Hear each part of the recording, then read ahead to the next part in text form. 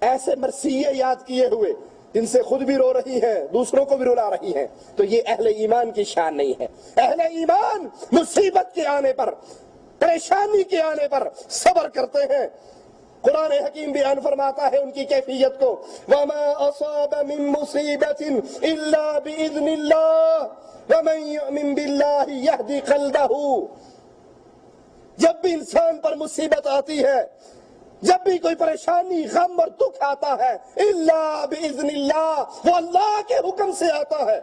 ومن یؤمن باللہ، جو اللہ پر ایمان لائے، جو اس مصیبت پہ صبر کا مظاہرہ کرے، اس تکلیف پہ اللہ کے لیے نہ شکری کے الفاظ نہ نکالے، یہدی قلبہ، اس کے دل کو اللہ ہدایت عطا فرما دیتا ہے۔ یہاں یہ آیت بتا رہی ہے کرۂ ارض پہ انسان ہو، جتنی ان پہ مصیبتیں آئے، غم آئے، دکھ آئے، وہ اللہ کی قضا اور قدر ہے، وہ تقدیر ہے، وہ لکھی ہوئی چیز ہے۔ عبداللہ ابن عباس رضی اللہ عنہما فرماتے ہیں الا باذن اللہ سے مراد بامر اللہ، وہ اللہ کا حکم ہے، اللہ کے حکم سے پریشانی، غم، تکلیف اہل ایمان پر نازل ہوتی ہے۔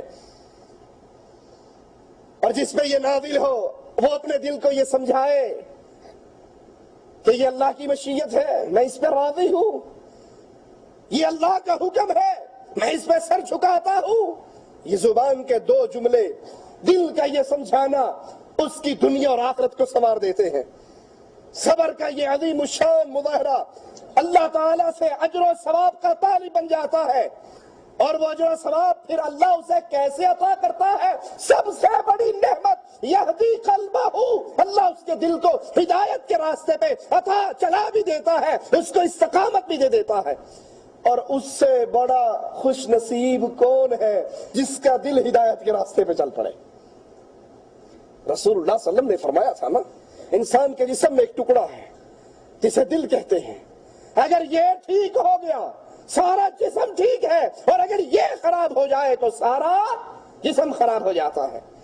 قرآن حکیم فرماتا ہے وَبَشِّرِ الصَّابِرِينَ، مصیبت آنے پہ صبر کرنے والوں کو خوشخبری۔ یکم محرم سے 10 محرم تک چارپائی الٹی کرنے والے کو خوشخبری نہیں، کالے کپڑے پہن کے سینہ کوپی کرنے والے کو خوشخبری نہیں، ماتم کرنے والا، زنجیروں سے پیٹنے والا، تلواروں سے ماتم کرنے والے، آگ کے انگاروں پہ چلنے والے، تلوار کی دھار پہ چلنے والے، یہ اللہ سے لڑائی لڑ رہے ہیں، تو نے ہمارا بندہ کیوں مارا؟ حقیقت تو یہی ہے، یہ اللہ کی قضا و قدر کا انکار ہے۔ اللہ کی قضا و قدر پہ ایمان صبر کرنے سے ملتا ہے، اور قرآن خوشخبری دیتا ہے وَبَشِّرِ الصَّابِرِينَ، خوشخبری ہے، بشرا ہے صبر کرنے والوں کے لیے۔ اور وہ کون ہے؟ الَّذِينَ إِذَا أَصَابَتْهُم مُّصِيبَةٌ قَالُوا إِنَّا لِلَّهِ وَإِنَّا إِلَيْهِ رَاجِعُونَ، وہ خوش نصیب جو مصیبتوں پہ صبر کرے۔ وہ کون ہے؟ جب ان کو مصیبت آتی ہے، جب ان کو تکلیف آتی ہے، قالوا، وہ کہہ جاتے ہیں، کہہ اٹھتے ہیں، پکارتے ہیں اِنَّا لِلَّهِ، ہم سارے اللہ کے ہیں، وَإِنَّا إِلَيْهِ رَاجِعُونَ، ہم نے لوٹ کر بھی ادھر ہی جانا ہے۔ وہ مصیبت پہ ماتم نہیں کیا کرتے، وہ مصیبت پہ سینہ کو بھی نہیں کیا کرتے، وہ محرم کو رونے پیٹنے کا مہینہ نہیں بنایا کرتے۔ حمزہ کی لاش، سید الشہداء حمزہ رضی اللہ تعالی عنہ وارضا، کٹی پھٹی لاش، میرے آقا کی پھوپھی دوڑتی ہوئی آئی، آقا نے کہا اس کو روک دو۔ آقا کی پھوپھی نے زبان حال سے کہا بھتیجے اس لیے نہیں آ رہی کہ بھائی کی کٹی ہوئی لاش کو دیکھ کر ماتم کروں، چیخوں، واویلا کروں، میں اس لیے آ رہی ہوں اپنے بھائی کے کٹے ہوئے جسم کو دیکھوں، پھر آسمان والے کو کہوں اللہ آج مدینے کی بہنوں نے، مدینے کی بہنوں کے بھائیوں نے اپنا جسم میں سے صرف گردن کٹوائی، صفیہ کے بھائی حمزہ نے تیرے راستے میں گردن نہیں کٹوائی، جسم کا انگ انگ کٹوا ڈالا۔